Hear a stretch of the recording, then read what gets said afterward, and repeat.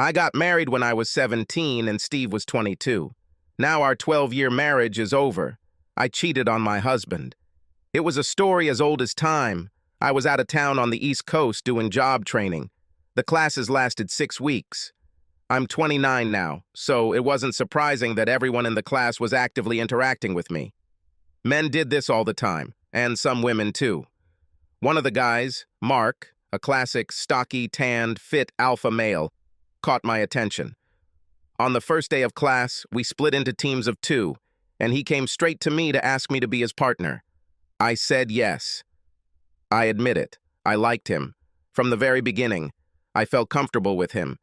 He wasn't as handsome as my husband, Steve. He wasn't in as good shape as Steve. He was older than Steve. He was in his early 40s. So what was it that made me like him so much and so quickly? I don't know, I can't explain it. But I looked forward to spending every day with him. Our time in class quickly turned into going out to dinner together, either with the whole class, the whole group, or just him and me, alone. Have a drink or two and dance a little. I had so much fun with him. I felt so relaxed and at ease with him, but we didn't have sex. Oh, of course I thought about it. Who doesn't? Every evening he accompanied me to my room, we hugged, and went to our rooms. In just 2 days, I began to consider him a very dear friend. That's how quickly my feelings for him developed. But none of this justifies what I did. I take full responsibility for having sex with him. On the last night of class, after dinner, he put his arm around my shoulders for the first time as we walked back to the hotel, and I came close to him and hugged his waist. That's how we returned to the hotel. It just seemed so natural. At the door to my room, I found myself holding his hand and inviting him to come into my room, into my bed, and into my arms. I knew it was wrong. I didn't fully understand why I was doing this. That evening, I didn't even drink anything. But I did it. I deliberately cheated on my husband. I told myself it would only be one time and no one would ever know. No one will get hurt. At that moment, I wanted to be with Mark, and that was stronger than my decency and loyalty to Steve. That was all that was required. A chance opportunity and a bit of rationalization. That was all I needed to do what I knew was wrong. Mark was nice. The sex was much better than with my husband. Add to this the thrill of novelty. As far as lovemaking goes, all I will say is that in terms of size, Mark was slightly less endowed than Steve. So, no, it wasn't that he was any better or worse physically than Steve. But sex with Mark was fun. No, it was joyful and wonderful. He made me reach the peak of pleasure 4 times. I have never experienced the highest point of pleasure with my husband when we made love. As enjoyable as the evening was, it was not worth the pain that followed. How I wish things were different. But what was done was done. The next morning, the rising sun brought with it a feeling of guilt. Guilt hit me like a sledgehammer to the head. Guilt for betraying my husband, guilt for not knowing if Mark was married and having just dealt the death blow to his marriage. Even a feeling of guilt for the peak of pleasure. I couldn't bear to look at myself in the mirror. Mark left early, and I never saw him again. All that day, it seemed to me that I was moving through a thick fog. I don't know how I managed to find the airport and my flight. I was greeted by Steve upon arrival. I put on a bright smile and a joyful, enthusiastic greeting hug. "God, Sarah, you look terrible." These were Steve's first words to me. "We have to get you out of here. I don't want anyone to see you and me in such a terrible state." "Did you sleep in these clothes?" We grabbed my bags and headed home. All the way I managed to restrain myself not to cry. But when we arrived at the house, I almost lost my composure. And when I walked through the front door, I was truly lost. I dropped my carry-on and purse and just started crying. "Steve, I have to tell you, everything went as bad as you could imagine." He completely exploded. He called me a fallen woman, a creature, and almost every other derogatory name you could think of. He asked me if I had my period. So why did I do this? Then he began to wonder if I was telling him the whole truth. "But was it just one time, Sarah?" he said. "How should I know?" "I can't believe you're saying that, Steve." "Of course, this is the only time. I told you about this. If I hadn't said anything, you would never have known." "What does he have that I don't?" Steve demanded. Was he good in bed? Does he have a bigger spear than me? Was he prettier? What exactly did he have that I don't have that made you flush 12 years of marriage down the toilet? I don't know. But by this time, I already knew. On the plane, I realized what it was about Mark that made me abandon my marriage vows. He was funny. I felt good and relaxed with him. He was much more attentive in bed than Steve had ever been. But I knew that Steve would throw me out the door if I said all this. I want to get a divorce. Steve, why? I made a mistake. I admit it. I take full responsibility for this. I'll do anything to fix this, I swear. I'm not interested anymore. I just can't believe you did this. Why? What does he have that I don't? Oh, God, I was tempted to tell him, spit it in his face, but I restrained myself. I don't know. However, Steve wasn't done yet. Am I not good enough for you? He again demanded an answer. Lord, what will all our friends and relatives think when we get divorced? Do you know what I will look like? Everyone will know that we were not a perfect couple. Does it really mean that much to you? Yes. God, how do you think we got to where we are? Because I worked hard to make our relationship perfect and keep it perfect. No, it's all on your conscience. I'll tell everyone that you cheated on me, so at least I'll have my reputation intact. Steve, I said pleadingly, can't you sleep with this for at least one night? I told you, and not even 5 minutes later, you're already talking about divorce? You're damn right, it is. So, just like that, do you not love me anymore? No. Can I earn your trust and love again? Can you forgive me? I will do anything to fix this. I can't forgive you when I don't know why you did it because I don't know what I forgive. I don't want to see your face anymore. We're done. Why? I shouted. Because we had a perfect marriage, and obviously that wasn't enough for you, and you cheated on me. You can't say why you did it. Therefore, it cannot be said that this will never happen again. Even worse, if you don't know why you cheated, chances are that whatever set of conditions caused it is still there, which means you can cheat again. So no thanks. I don't want my heart cut out a second time. But we know that this will not happen. We know. Fuck you, Sarah. Yes, I knew that you would never cheat on me until you did. So we don't know that it won't happen again. I feel like I can't trust you or anything you say, and I won't be able to live in this uncertainty. And I, of course, will not allow your dissolute behavior to affect my reputation in the eyes of society.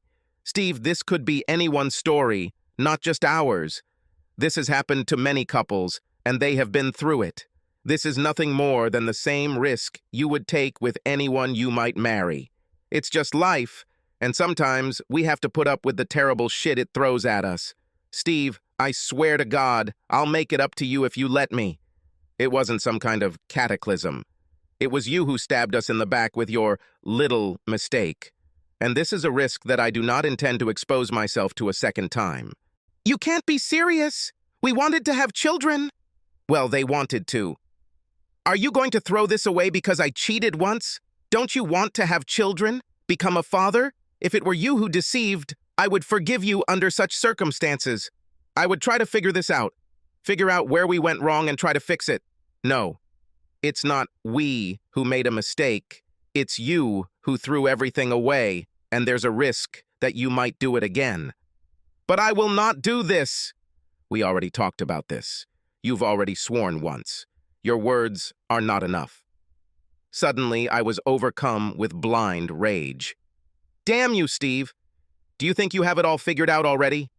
Are you going to throw away all of our time together and the family we could have created because of one time? Because your main concern is how you will appear in society? And then he started saying unforgivable things. Damn you, Sarah. We had everything. We had such a wonderful life. All our friends were jealous of us. And you go and destroy our marriage and you can't even say why? You know damn well why you did it. You wanted this yourself. You were excited, tempted, thought you wouldn't get caught, and thought it would be fun. You ruined the life we could have had. And you can't even say why. So don't expect me to sign up for a sequel. And then he said it. The worst thing that ever happened. Thank God we don't have children yet. Thank God it happened before we got anything done. In that sense, it was a blessing that you were fooling around. So thank you, Sarah. I couldn't stand it. You know, maybe you are right. Maybe my deception was a blessing in disguise. Do you want to know why I slept with him? He made me feel good. It was fun to be with him. I could talk to him without my words being criticized and dissected. And that was before I slept with him. And you know what else? He was better in bed than you. He cared enough to make it good for both of us. So what if my fooling around makes you leave so I can find a better man? It was a blessing back then, and I thank God for it. Well, good news. You start weeding out candidates. That night, he left home. We never communicated again, except through our lawyers. And when the divorce was settled, he moved out of state and did not tell me where he had moved. His threat to tell everyone that it was all my fault? It turned out that it was just a threat. He didn't tell anyone we knew. Not our neighbors, not our friends. Did he just not see the point in it? Or could he not allow himself to be looked at as someone who had been cheated on? For the next 3 months, I went to bed every night wishing I could just die in my sleep. And in the morning, when the sun rose again, it raised me, kicking, screaming, and not wanting to live. It just kept going, no matter what happens, what we do, or how we might feel about it. I did my job on autopilot. I spent lunch at my desk in the office with the door closed, just crying my eyes out. But you can't cry forever. All sorts of shit happens, often far beyond what is possible. But life goes on. When my grief over what I had done passed, when my grief over my lost husband, my broken marriage, my lost chance at a family and a wonderful life passed, I began to return to my normal self. Well, I will always mourn what I lost, and for the way I lost it, for the way Steve and I both lost it. But eventually, I learned to control myself in public. I began to rejoice when I saw the sun rise again. I started looking at men again. A few years later, I learned from his mother that Steve had begun to lose his strength. It became almost impossible to work with him. He was intolerant of any mistake or mishap. It ate into any project at work to such an extent that the project was paralyzed. He then made a series of disastrous decisions at work that cost the company millions. He was fired. He never married again. He became an alcoholic. Without a job and spending all his money on cheap whiskey, he lost his accounts and the bank foreclosed on his house. On the day he was evicted, he ran out onto the roadway and threw himself under a large truck. It seemed he couldn't even forgive himself, let alone anyone else. I cried for several days. It was like losing him, losing my marriage, all over again. Things could have been completely different. Everything could have been much better. With my wrong decision, I endangered our marriage and our lives. It was 100% my fault, forever. But Steve destroyed our marriage and his life because of his absolute unwillingness to forgive and because he was more concerned about his image in the eyes of every other person on earth except us. I cried even more because of all this. In the days and weeks that followed, our story became known to all our friends and neighbors. I wasn't going to lie about anything, not about myself or about Steve. Several friends blamed me and never spoke to me again. But the big surprise for me was how many of our neighbors and friends remained friends with me. They all told me the same thing. They never liked Steve. He was too much of a, "look how perfect I am" braggart. He was always quick to point out what he thought was wrong with everything our friends and neighbors were doing. Everyone we knew, mostly socialized, only stay with us because they liked me. Most of our friends told Steve good riddance, and that I was better off without him. One of my biggest supporters was my mother-in-law. She came to the house demanding an explanation. Steve, her own son, didn't tell her why his marriage ended. I told her everything. When I finished, she came up to me and slapped me in the face. "This is because you cheated on my son." Then she hugged me tightly and said, "This is because you got rid of him. Lucky you. I'm sorry I didn't raise a better man for you." We hugged each other and cried for over an hour. Tears were my most frequent companion in the days and weeks that followed. I had something to cry about. But pretty soon, these tears dried up. Time heals all wounds. A few years passed and I got married again and was happy. I had a little boy and a girl. I have never cheated on my new husband. But then, I never loved my first husband, Steve, the way I love my second husband, Fred. This time, being older and wiser, I chose a man with whom I felt good, as I once did with Mark, a man who didn't have a perfection complex. They say that everything happens for a reason. I don't know anything about this. Quite often it seems like shit just happens and everyone catches it sooner or later. Could it be that what I told Steve in our last conversation was true? That my one-time episode of infidelity was my "leave your marriage to a man who won't be a good father" card? I thought Steve was the perfect man in our perfect marriage. But there were no serious checks. When did the inspection happen? He failed. Until I met Mark and spent some time with him, I never knew how exciting spending time with a man could be. Until then, I never realized how tough and unforgiving Steve was, or what an inconsiderate lover Steve was. Or at least I wasn't consciously aware of any of this. So, was my cheating episode my subconscious's way of freeing me from this marriage?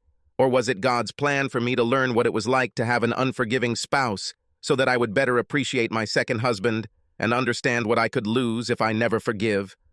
I regret cheating on Steve every day. I wish I had not dealt such a terrible blow to our marriage. I wish Steve would be just a little more understanding.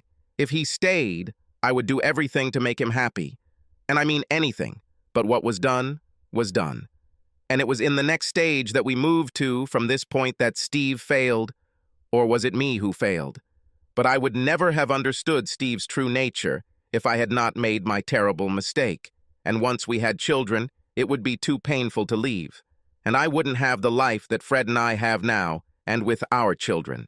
Did my first marriage really have to break up to understand all this? Maybe my cheating episode was supposed to be a chance for Steve to learn, grow, and overcome all the bad things that can happen in life. His chance to learn forgiveness, at least a little leniency to preserve a good marriage and life together.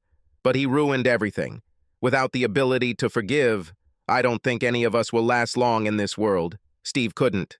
If these were the lessons we were all meant to learn, I wish they weren't so painful. And it didn't end well for Steve. But we can all want whatever we want. God has his own plans for us. We may not like it, but we must learn from it. I don't know. What I do know is that when my husband, Fred, returned home from a long trip, I saw that something was wrong. He admitted that he slept with another woman on the trip. I hugged him and said, "Fine. I understand how this could happen. We will find out what is wrong between us, what caused this, and we will fix it. We'll deal with that." It took some time, but much less than you might think. Hurt feelings? We had a whole truckload of all this stuff. I had to figure it out just like anyone else in a similar situation. But we met the problems head on, together.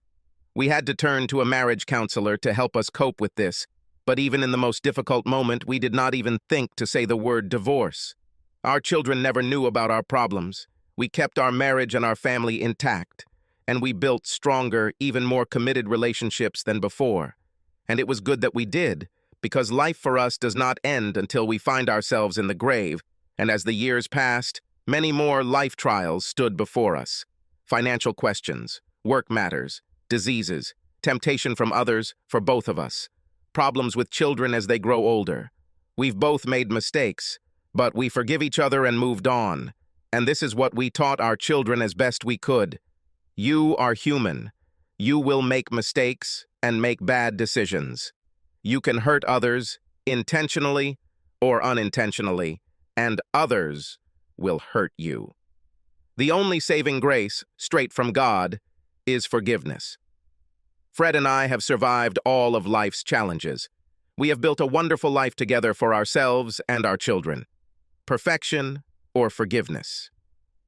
As human beings, we cannot be perfect, and even if we could, I suspect we wouldn't be very happy with it. And the pursuit of this only leads to destruction. So thank God for forgiveness. You can have anything you want. The only thing that limits us from forgiveness is ourselves. This was the true story of a very dear friend. When it all blew up, believe it or not, even the most judgmental among us were glad to see Steve leave Sarah.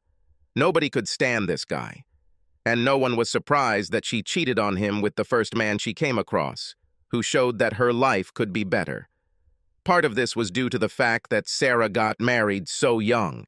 She didn't know that life and marriage could be any different. But it was a calculated move on Steve's part. This idiot decided that he could boss her around, humiliate her at every turn, and she was forced to accept it. We all used to say, the only reason he got married was so he could have someone to criticize who couldn't just leave him. This guy was the worst kind of asshole. So, my dear, whether you are husband or wife, remember this lesson. If you constantly put your spouse down, don't be surprised when some casual acquaintance comes along one day and shows them that life doesn't have to be a meaningless pursuit of unattainable perfection. And for goodness sake, what if your significant other makes the same mistake?